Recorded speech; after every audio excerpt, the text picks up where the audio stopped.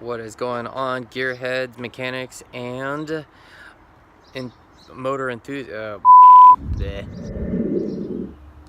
Hey, good morning. What is going on, gearheads, mechanics, and car enthusiasts? It's Los of the Most, and I got my seat back. Alright, I have the divine pleasure of reinstalling my own seat.